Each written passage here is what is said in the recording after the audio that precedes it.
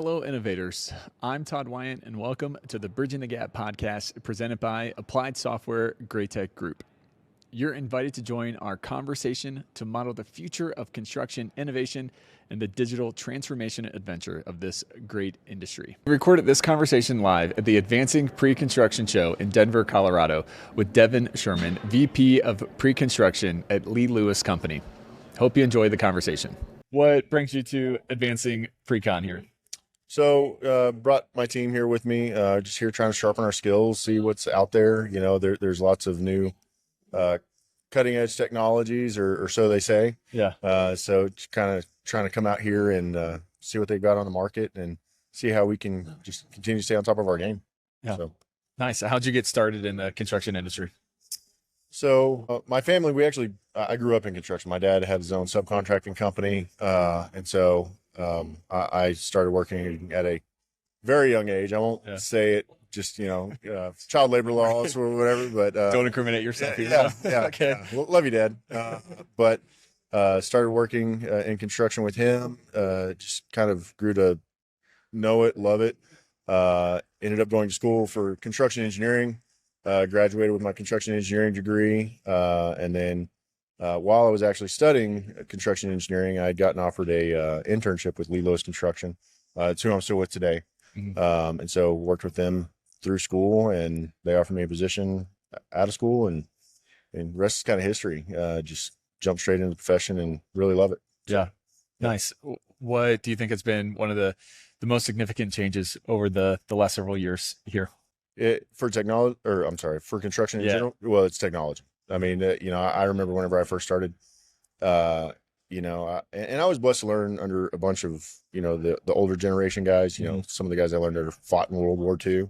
Nice. Like really old generation guys. I remember when it was a mule team. The seasoned pros. Yeah, the seasoned pros. And so, you don't need those computers, but technology's been one of the biggest changes. Because whenever I first started my career, BIM was a buzzword, right? Mm-hmm. It was something that nobody really believed in. It was still super glitchy, but it had a lot of promise. And so even as an intern, I started dabbling in Revit and things of that nature, and saw that I could actually get out a lot of information out of the Revit models to help me in estimating. Yeah. And over time, Autodesk came out with they had Navisworks, but they built in a QTO, the quantity takeoff functionality. And then since then, there have been just a plethora of other technologies that have come out. And it's really helped us, not just in pre-construction, but we're here at Advancing Precon, not just in Precon, but in the field as well, be more efficient as long as we're utilizing it as a tool. Heavy emphasis on it's a tool.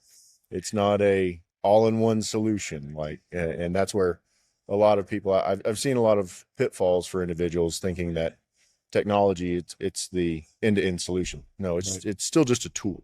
Right. But not the easy button that's going to solve all your problems. Exactly. But the advancements in technology has really been the biggest thing. Because concrete's still concrete, earthwork's still earthwork, steel's still steel. It's just, how do we provide better service to our owners in a faster amount of time these days? And technology's really been a tool to help do that. Yeah. So how's the integration of new and kind of emerging tech? How has that redefined Precon? Has it? Not the actual physical integration of the software in your company, to just be clear on that. No. Just think a little bit broader out. It's definitely changed how we do things. It's changed the way we communicate. It's actually freed up time for more actual one-on-one communication with whether it be owners, architects, your subcontractors. It really helps streamline operations, especially nowadays. There's more red tape to go through. Whether it be rules and regulations that we have to adhere to, depending on which municipality or state that we're working in. There's more things that we have to do now instead of just go out and build the job.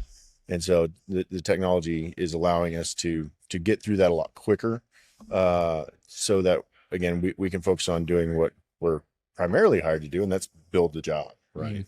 And so it's been a huge help in that for sure. Mhm. So, Well, how's the AI wave coming into pre-con? AI is what BIM was 20 years ago. Mm. It's a buzzword right Mhm. now, as far as I'm concerned. That there's a lot of opportunities that I see that in time it it could really help. Mhm. But again, going back to the it's just another software, right? Mhm. Like it's a tool. It's not the easy button all in solution. I've seen some demos on, like, hey, we can automate all your takeoffs. So it's like, all right, show me, and they run it, and yeah, it spits out information really quick. But whenever you actually stop to validate it, it's like, well, if it was doing a door count as an example, well, you missed some doors. Mhm. Like what I'm seeing right now from where AI is currently at is you spend just as much time, if not more time, going back to verify that your Mhm. quick and easy AI solution is providing you the accurate information that you need. And so for now, like definitely keeping a solid vested interest in it, Mhm. and an eye on it, but it's not where we need it yet today, as far as I'm concerned. Yeah.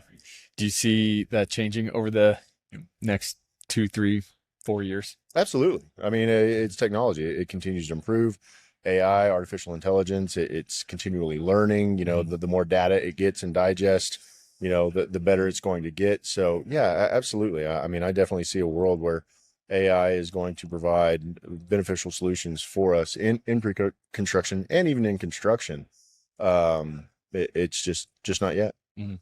I like how you phrased it, that it's just a tool. I think that's where people kind of go wrong Yeah. with AI, yeah, Yeah. and where some of the fear comes in of, Sure. oh no, AI is going to come over and, Yeah. It's going to take our jobs. right, Yeah. we're all going to be No, ruled by the no. robots. But I think if you look at it as it is a tool, Mhm. it's still going to take a person to come in Yeah. and Yeah. think creatively and problem solve. Yeah.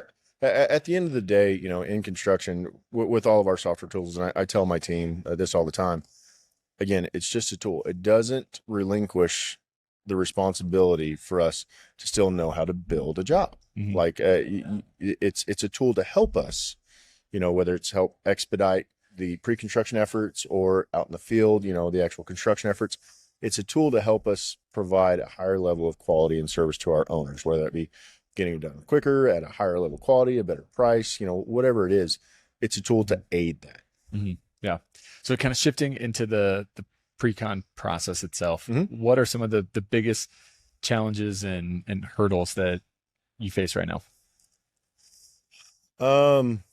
Wow, lots of different hurdles to try and compartmentalize that. From a quantification side of things, kind of speaking to the technology, we have design teams. Some design teams that are great. Everything that they do is 100% Revit. We can use all of our 3D takeoff tools, expediting us to get the information back to them, being hey, what's our price going to be? A lot quicker. And then we've got other design firms that aren't using it fully or even at all, but we've still got the same deadlines that we have to meet as far as how quick they want to turn around and, doing a 2D takeoff in a, whether it be an on-screen takeoff solution or, Bluebeam versus having a 3D model that automatically populates those quantities for us and we can just categorize and sort it. It takes a lot more time to do it, in the old school 2D world. And so the design teams, some of them, again, not all of them, that's one of the challenges that we face because our deadlines are only getting shorter and shorter in pre-con. Owners want it, quicker, faster. Like, I want my project now. Like, we wait another year, it's going to cost another, 5%. We're not doing that. And so that's been a big hurdle in as far as physical execution of some of what we do. And then another thing is, I mean, with the increase demand of the market right now. I mean, we've seen, I'm based out of North Texas in Dallas. We've seen a huge boom in construction.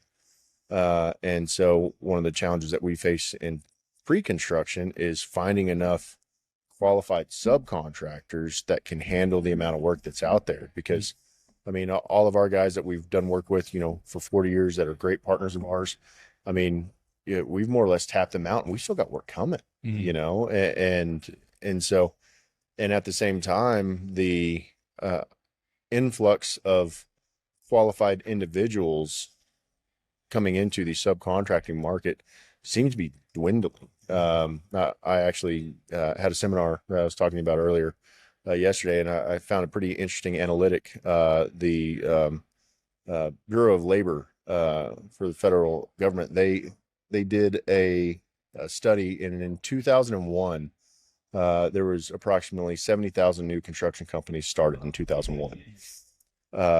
Within 20 years, 83% of them failed. Wow. Within the first 3 years, 56% of them failed. So, I mean, just to show you how I guess risky the business is in pre-construction, and us, being the gatekeepers of who we're selecting to do our jobs, risk mitigation has become a lot bigger topic and issue that's become a challenge that we have to overcome. So let's lean into that a bit. How do you go about identifying, that's one of the risk on the labor side, but how do you go about really being able to figure out where the risks lie and then be able to mitigate that on the pre-con side? Communication.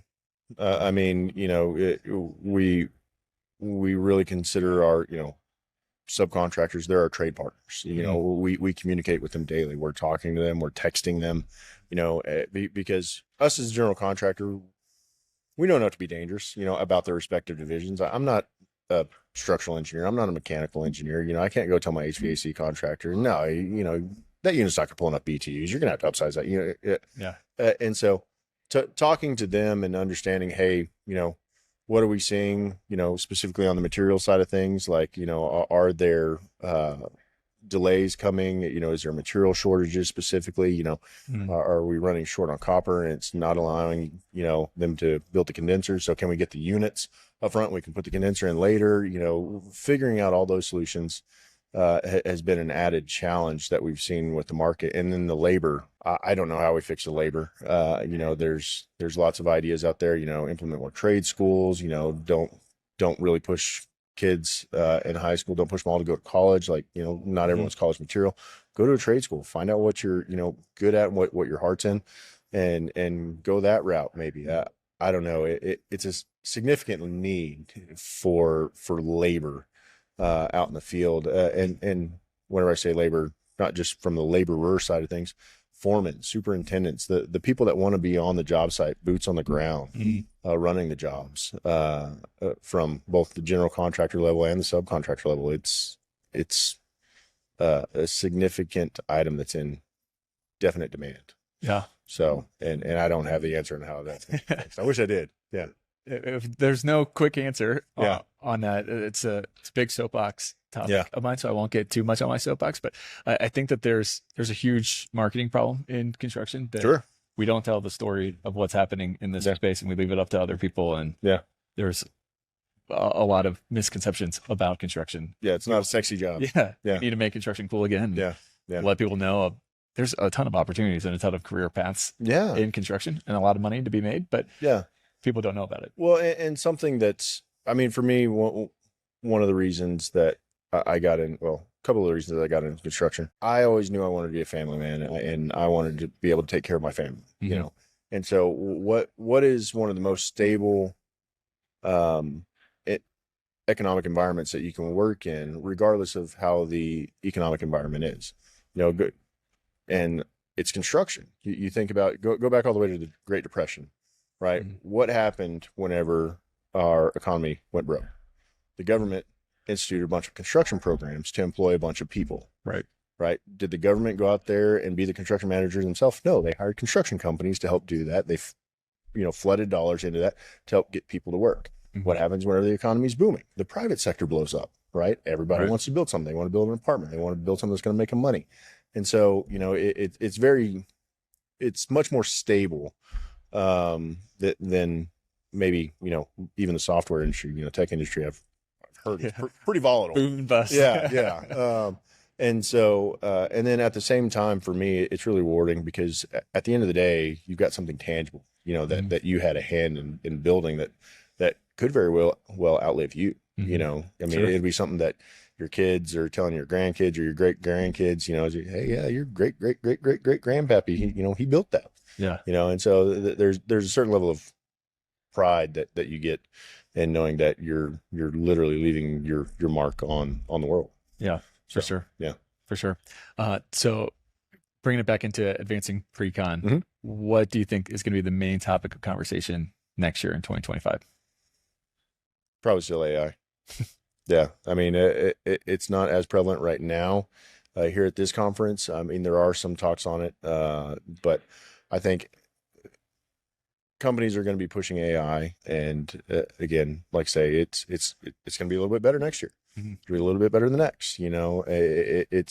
It's going to keep growing. It's not going to go away, and so definitely something that we as an industry need to keep an eye on and embrace. And I mean, what I try and do is talk to as many of these software companies as possible, and let them know what we're looking for. To hopefully expedite the process of them getting that tool up to where, I'm confident in using it, because again, it's going to make my job easier. Right. And it'll allow me to hopefully have more free time or win more work, whatever, you consider in the win category Right. for yourself. But yeah, I think AI and its integration into, again, if we're talking specifically pre-construction, it'll be an even bigger topic next year. Yeah. So why should people come to conferences like this? First off, networking. I mean, if you build a big network, you never know where that's going to lead.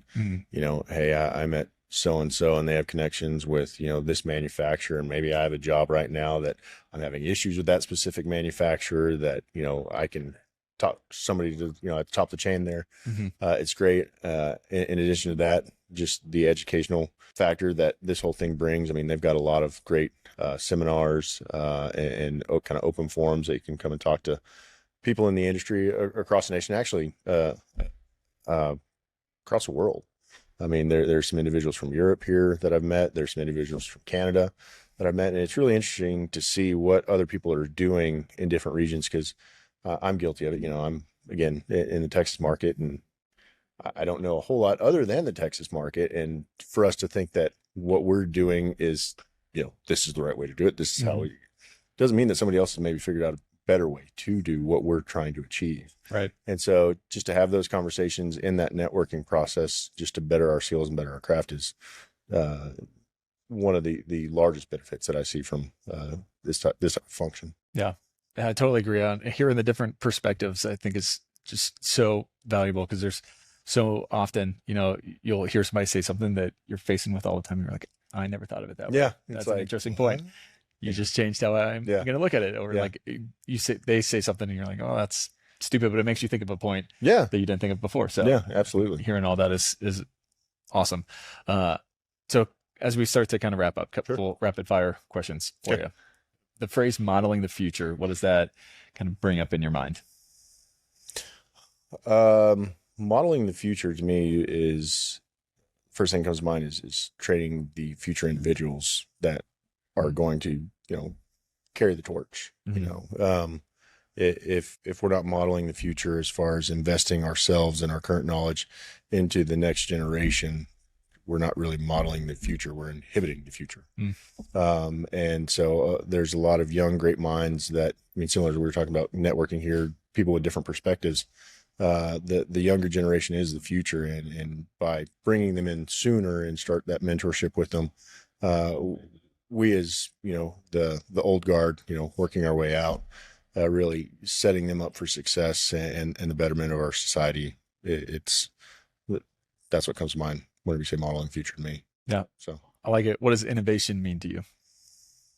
Innovation. Lots of things come to mind. Obviously, lots of technology, the tools, continuing to increase efficiency in what we're doing through, whatever means. There's innovation in lots of things, not just, takeoff solutions, but communication solutions, meeting solutions. The pandemic really forced a lot of innovation and creativity, quickly, very quickly.